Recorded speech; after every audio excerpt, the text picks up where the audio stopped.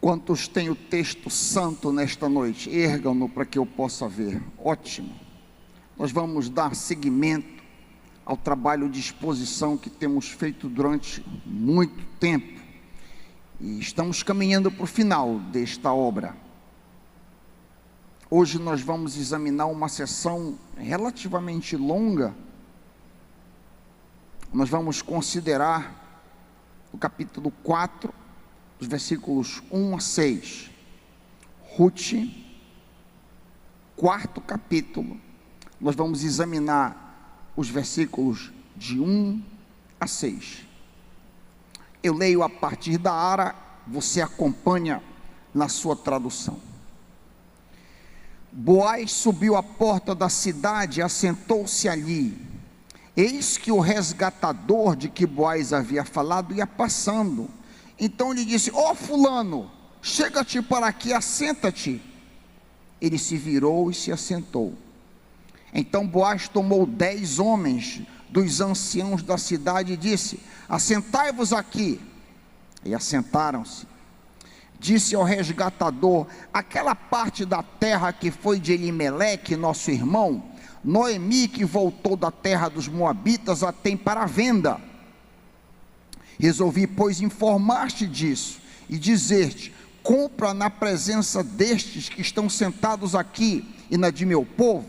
Se queres resgatá-la, resgata. Se não, diz para mim, para que eu saiba, pois outro não há senão tu que a resgates, e depois de ti, eu. Respondeu ele, o resgatador: eu a resgatarei. Disse, porém, Boaz: no dia que tomares a terra da mão de Noemi, também a tomarás da mão de Ruth, a moabita, já viúva. Para que razão? Para suscitar o nome do esposo falecido sobre a herança dele. Então o resgatador disse: para mim não a poderei resgatar, para que não prejudique a minha herança. Redime tu o que me cumpria resgatar, porque eu não poderei fazê-lo. Para aí. Pai, fala aos nossos corações, abre nossas mentes para que possamos entender a Tua palavra e aplicá-la às nossas vidas. Em nome de Jesus, amém. Como disse no começo, chegamos no último capítulo desta linda história, essa linda história de fé e amor, o livro de Ruth. Pelo longo tempo que passamos sem investigar esta obra, eu estava olhando a última exposição que fizemos no dia 28 de dezembro, um mês e meio atrás, quando nós paramos no final do capítulo 3, essa é a 16ª exposição.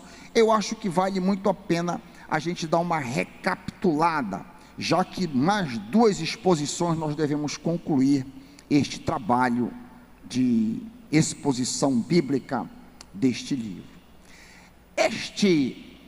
Esta saga, esta história, inicia, como vimos, com a imigração de uma família de judeus de Belém de Judá para a terra pagã de Moabe. Houve uma grande fome na terra e eles, contrariando a orientação do Senhor, que os judeus não deveriam sair de sua terra, eles na marra então vão para este lugar, Moabe. Passaram ali 10 anos, como vimos pormenorizadamente. No começo desses 10 anos, o patriarca Elimeleque morreu. Os 2 rapazes, que haviam os 2 filhos, continuaram naquele local, casaram com moças daquela região, moças pagãs, Orfa e Ruth. Porém, os 2 rapazes também eventualmente vieram a morrer, Malom e Quilion. Diante dessas tragédias, a viúva Noemi ficou sem o esposo e sem os 2 rapazes. Ela resolveu então voltar para casa. E ao voltar para casa, ao decidir, as 2 viúvas, as 2 moças, Orfa e Ruth, decidem que vão com ela. E aí então, a caminho de casa, diante de perspectivas muito ruins, possibilidades remotas de constituir uma outra família, Orfa desiste, mas Ruth, contra tudo e contra todos, contra todas as possibilidades, resolve que irá com ela, desce no que desce, perdendo ou ganhando, recasando ou morrendo solteira, Ruth resolveu que abraçaria o Deus verdadeiro, o Deus de Israel, desce no que desce. E o juramento que Ruth faz, é no capítulo 1, versículo 16 e 17, é o ponto alto, talvez o texto áureo desta obra. Esse texto se tornou muito precioso para o meu coração, porque quando Betina noivou comigo, ela leu esse texto no momento do nosso noivado. Então esse texto ficou muito precioso para mim, o juramento que Ruth fez a Noemi e por consequência ao Deus verdadeiro. Ouça o juramento, se você quiser acompanhar, você pode acompanhar na sua Bíblia o juramento, Ruth 1, 16 e 17, você está aberto aí no capítulo 4, basta voltar uma página. Diante da insistência da sogra para que ela voltasse para Moabe, Ruth diz: não insista comigo para deixá-la e voltar. Aonde você for, eu irei. Aonde você morar, lá morarei. Seu povo será meu povo, seu Deus será meu Deus. Onde você morrer, ali morrerei e serei enterrada. Que Deus me castigue severamente, se eu permitir que qualquer coisa a não ser a morte me separe de ti. Eita, ela invoca até uma praga sobre si mesma, se ela mudar de ideia ao longo dos anos. Então ela está resolvida, que desce no que desce, ela estaria junto. Quando Naomi viesse bons tempos, viessem maus tempos, viesse enfermidade, viesse saúde, casasse, conseguisse se casar ou não, ou morresse ali desamparada, ela estaria junto, estaria ali do lado da sua sogra.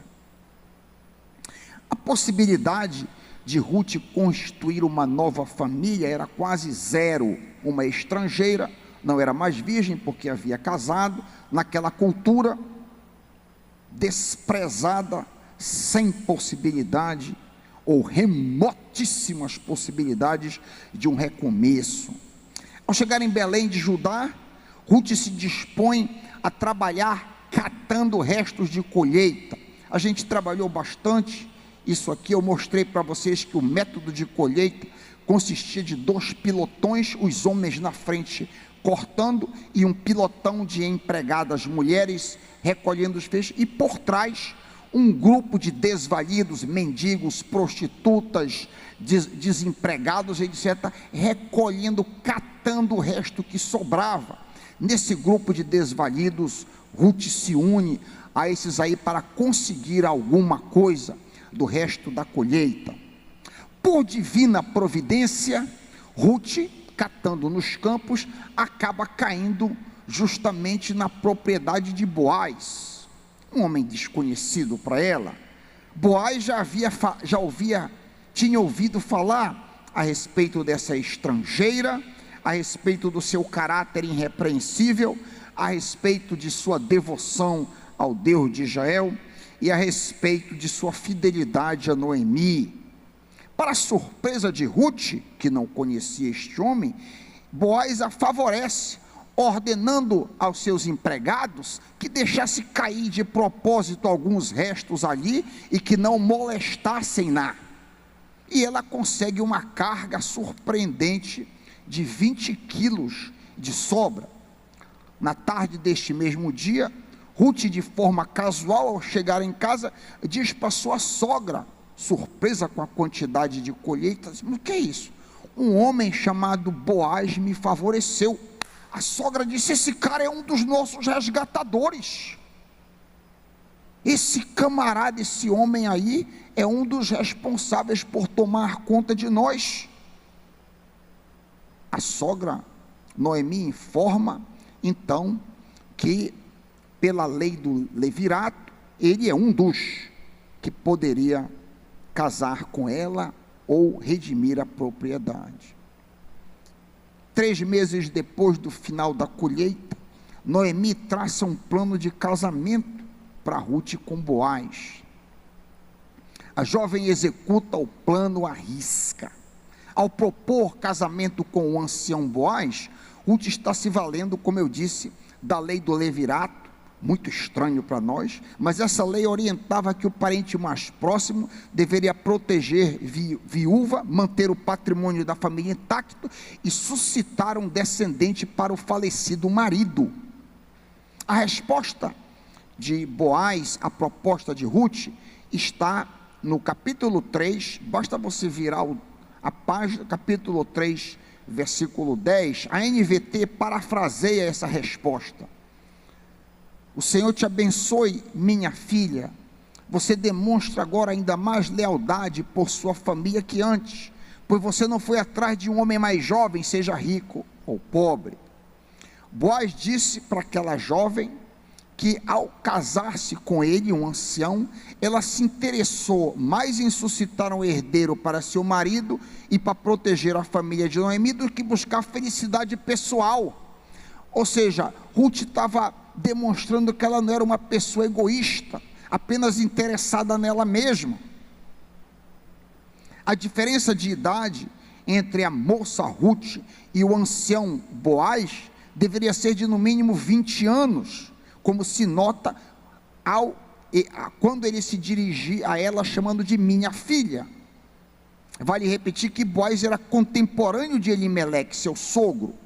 A decisão de Ruth de propor casamento a Boaz envolveria grande possibilidade de longa viuvez e consequentemente criação de filhos sozinha, sem a presença de Boaz, que iria morrer naturalmente muito antes dela. Todavia, há um empecilho legal nessa história aqui. O empecilho é que havia um parente mais próximo. Vamos imaginar que Elimeleque fosse primo de Boaz. Havia um sobrinho, alguém de consanguinidade mais próximo. O empecilho, então, é descrito em Ruth 3, 12 a 13. Havia um parente mais próximo, como o próprio Boaz diz. Ruth 3, 12 e 13. Ora, é verdade que eu sou resgatador, eu sou Goel, mas ainda há outro resgatador mais chegado do que eu. Fica-te aqui esta noite. Isso foi quando ela propôs casamento para ele. E será que pela manhã, se ele, o resgatador mais próximo, te quiser resgatar, bem está que te resgate. Porém, se não lhe apraz resgatar-te, eu farei tão certo como vive o Senhor. Deita-te aqui até amanhã. Nós trabalhamos exaustivamente a cena deste casamento, que ela é um tanto estranha para nós. Talvez vocês lembrem do trabalho que fizemos de exposição. Então, logo amanhece o dia, Boaz lança-se à tarefa de cumprir sua promessa, resolvendo assim o futuro de Ruth. É interessante que Noemi sabia do caráter deste homem.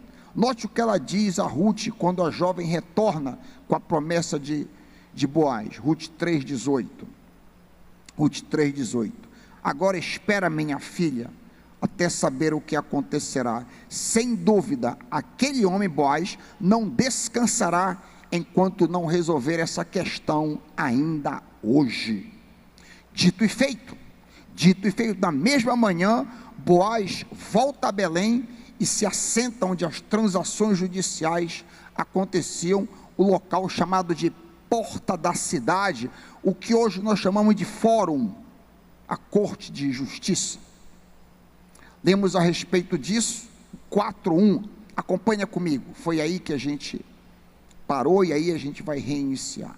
4:1, enquanto isso, Boaz subiu à porta da cidade e sentou-se ali exatamente quando o resgatador que ele havia mencionado estava passando. Boaz chamou-lhe e disse: meu amigo, a minha tradução diz, fulano, venha cá e sente-se. Ele, o resgatador, foi e sentou-se. Note algo curioso na narrativa do profeta Samuel, autor deste livro. Embora o nome do primeiro resgatador seja conhecido, Samuel não cita. Olha que coisa curiosa. A NVI chama de amigo, a ARA chama de fulano. Este homem aqui descrito dessa forma irá renunciar ao seu dever de levirato, como veremos à frente. Ele não cumprirá o seu dever de perpetuar o nome do falecido Malom, consequentemente o nome dele não será perpetuado na Bíblia. Um outro detalhe tremendo, no versículo que nós acabamos de ler, 4:1, é a providência de Deus. Olha só a providência de Deus. O Senhor faz as coisas acontecerem no exato momento que Ele designa. Eu me lembro, quando eu estava meditando nisso aqui, como que a providência de Deus faz as coisas acontecerem de forma misteriosa. Me veio um texto na mente de Eliezer, o servo de Abraão, que saiu de Canaã para Naor, na Mesopotâmia, 720 quilômetros. Imagina, a passo de camelo, a pé. Deve ter demorado aí uns 4 meses de viagem a pé, dormindo no meio do caminho, uma caravana enorme. E quando Eliezer chega em Naor, quando ele chega, a jovem Rebeca chega na fonte. Bastava a Rebeca ter ficado 5 minutos mais em casa, que não ia dar certo, mas é fantástico isso. Quando o camarada caminhou a pé, ele vem a pé puxando o camelo. É assim que as comitivas na Rota da Seda andavam, e é assim que eles andam. Aquele monte de gente, um pequeno exército para proteger a riqueza, eles vêm andando ali naquele passo, e diz o texto, em Gênesis 24:15, que quando Eliezer e a sua comitiva chegam, que ele ora, ele termina de orar, que ele levanta a vista, lá vem Rebeca. Puxa vida, a providência. Diz o nosso texto que quando Boaz sentou, exatamente neste momento, o fulano vinha passando. Olha como Deus arranja as coisas nas nossas vidas.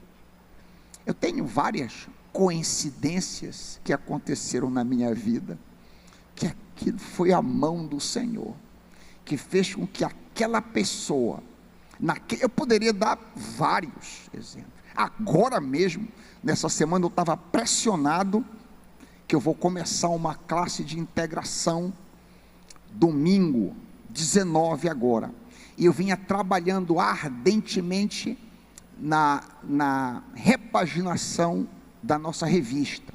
Vinha trabalhando, mas não estava conseguindo produzir.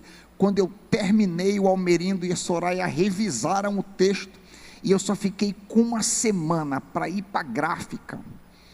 Eu digo, puxa vida, pela minha experiência de editar a revista, não vai sair, mas digo, tu pode. Escrevi, Senhor, me permite produzir essa revista. Eu quero começar no dia 19 com essa revista na mão.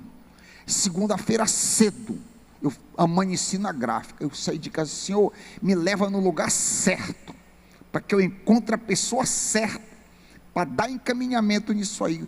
Quando eu entrei na gráfica, o Felipe Vaz, daqui da igreja, era o gerente da gráfica atual. Olha a coincidência, olha a providência de Deus. Felipe Vaz era o rapaz, eu preciso que tu dê seguimento disso imediato. É isso, eu vou chamar o dono da gráfica, vem o dono. Como que o Senhor arquitetou tudo, e a providência de Deus ajeitou para mim.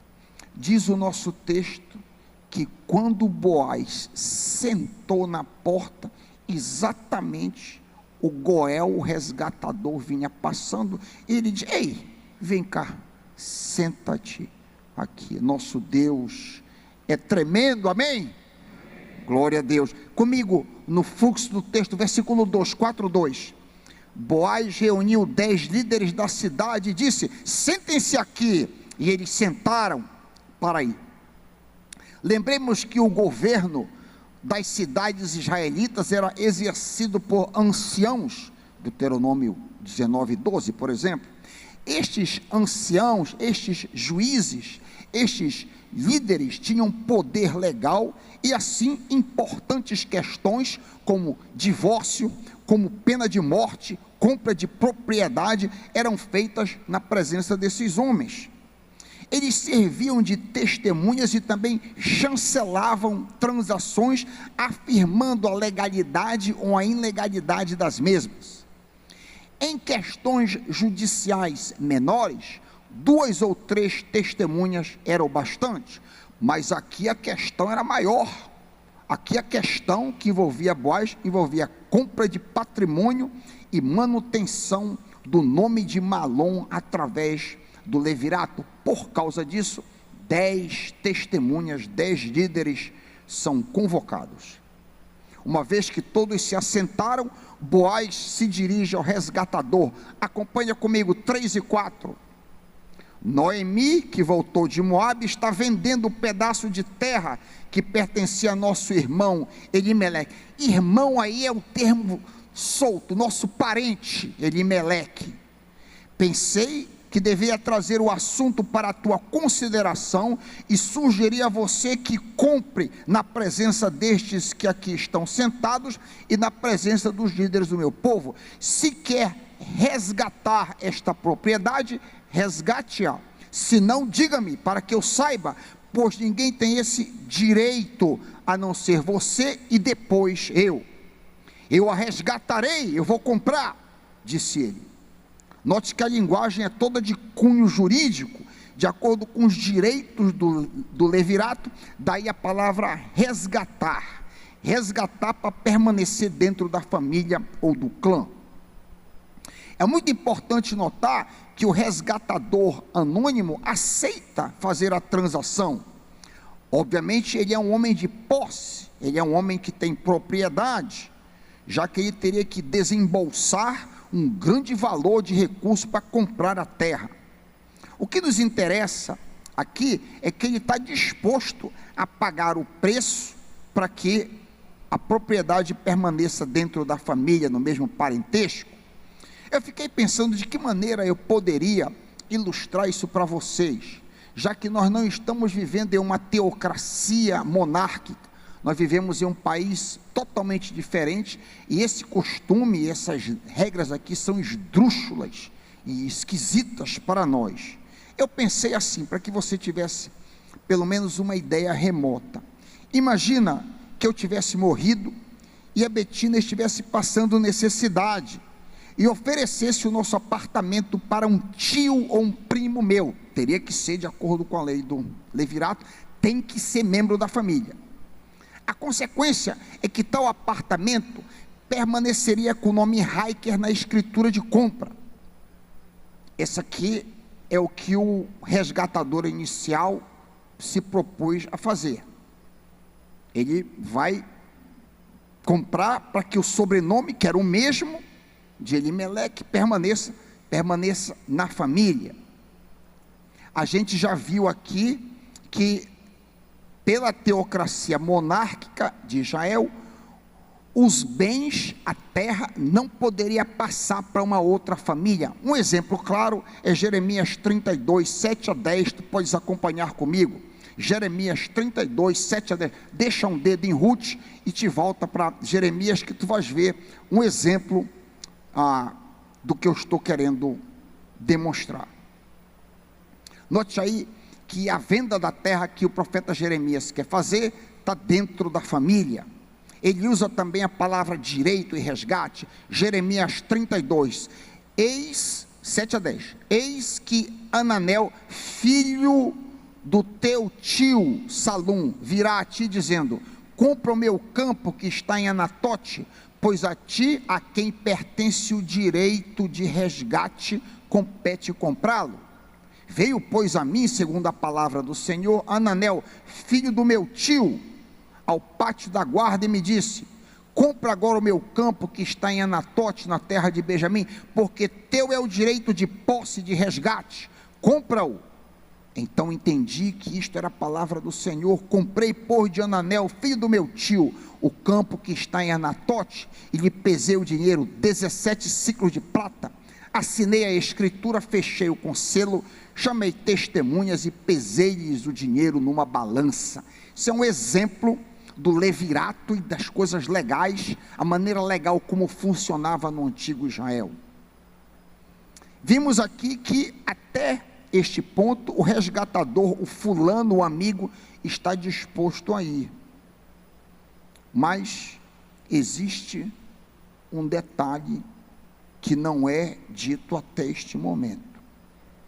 O detalhe é que o resgatador teria que fazer alguma coisa além de comprar a posse. Olha aqui o versículo 5.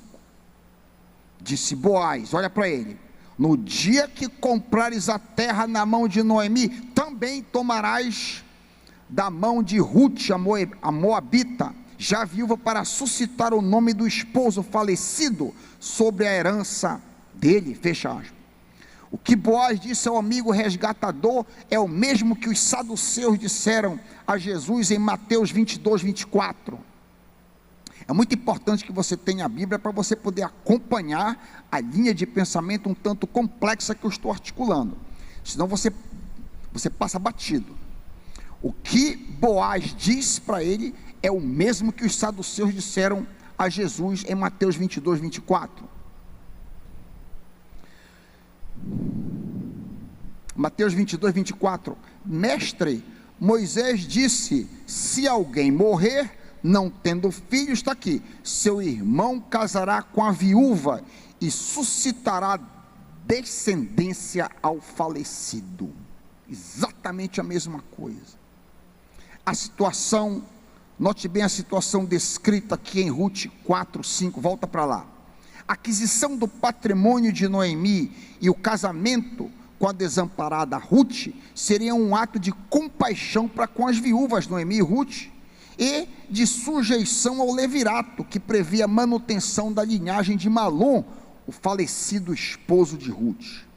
Esta situação é um tanto sutil, pois estamos diante do espírito mais profundo do levirato, que suscitava no resgatador compaixão pela viúva e amor ao parente israelita já morto.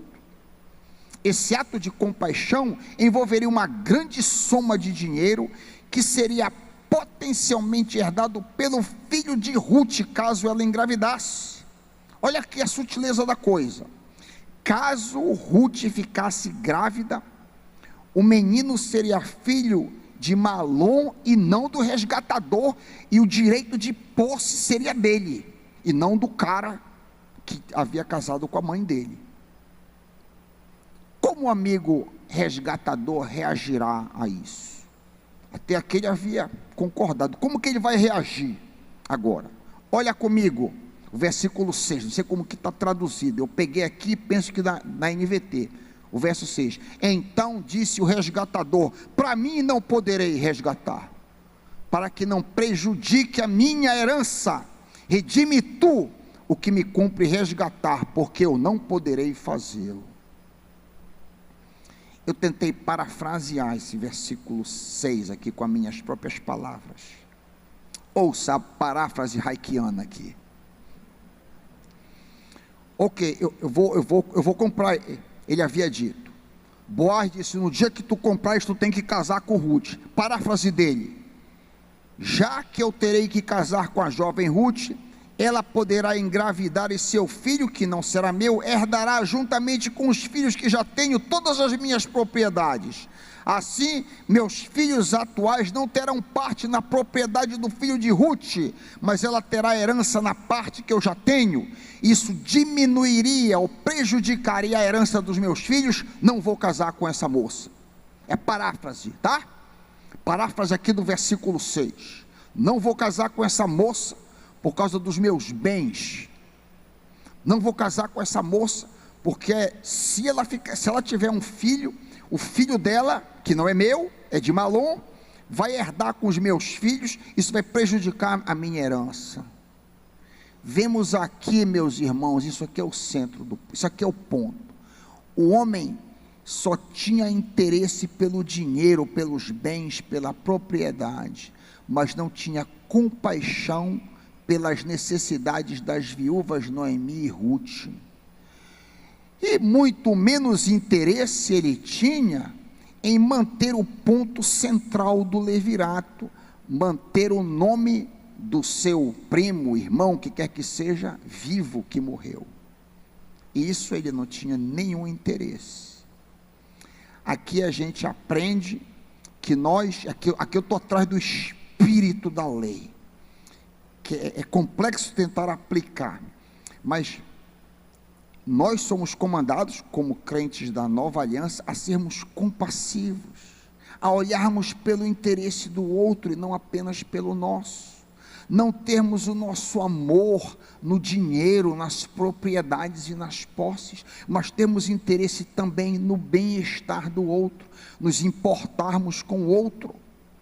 Por sinal, o Novo Testamento tem muito a dizer sobre viúvas, principalmente se as viúvas forem parentes nossos. Olha, por exemplo, em 1 de Timóteo 5, 3 e 4. Lembrem, Noemi era viúva, Ruth era viúva. Olha o que o Novo Testamento ensina com respeito ao tratamento de viúva, que geralmente se tornam pessoas desamparadas, pelo menos naquela sociedade, muitas vezes na nossa também. 1 de Timóteo 5, 3 e 4, diz assim, Paulo: trate adequadamente as viúvas, que são realmente necessitadas, mas se uma viúva tem filhos ou netos, que estes aprendam primeiramente a colocar a sua religião em prática, cuidando de sua própria família e retribuindo o bem recebido de seus pais e avós, pois isso agrada a Deus. Ou seja, se você e eu, se nós temos viúvas dentro de nossa própria família, devemos colocar em prática o nosso cristianismo, do contrário, o nosso cristianismo não vale nada. É o que lemos aqui. Se não nos importamos com os nossos familiares que passam necessidade, então nós mostramos que nós não somos crentes. É exatamente o que ele diz um pouquinho mais abaixo. Tu lestes o versículo 3 e 4, lê o 8. Se alguém não cuida dos seus parentes, especialmente de sua própria casa, negou a fé e é pior que um descrente. 1 de Timóteo 5, 8. O crente verdadeiro busca ajudar na medida do possível seus pais, avós e a viúva, se por acaso ele tem, viúva do seu irmão, por exemplo, viúva de um primo desamparada, por exemplo. Esse tipo de atitude agrada a Deus, que nos mandou honrar os nossos familiares. Não podemos ser bons cristãos pensando somente em nós mesmos, vivendo de forma egoísta, centrada só em nós e na nossa família. Nós vamos ver na próxima exposição, quarta-feira que vem, qual será a atitude de Boaz. Nós vamos ver que o nome deste homem é anônimo, riscado da Bíblia, o nome de Boaz, porque ele reage de maneira diferente, é exaltado. E o que Boaz lucra ao perder parte da sua propriedade, é ganhar a honra de ser um ancestral do grande rei Davi e do Senhor Jesus. Olha só, porque ele não deu mais valor ao dinheiro do que a compaixão, ele valorizou a compaixão. Deus o galardoou, o recompensou enormemente. Que isso seja uma grande lição para mim e para você, que nós não sejamos egoístas, pensando apenas em nós mesmos, mas honremos e ajudemos aqueles que precisam, principalmente se for dentro de nossa família. Em nome de Jesus, amém.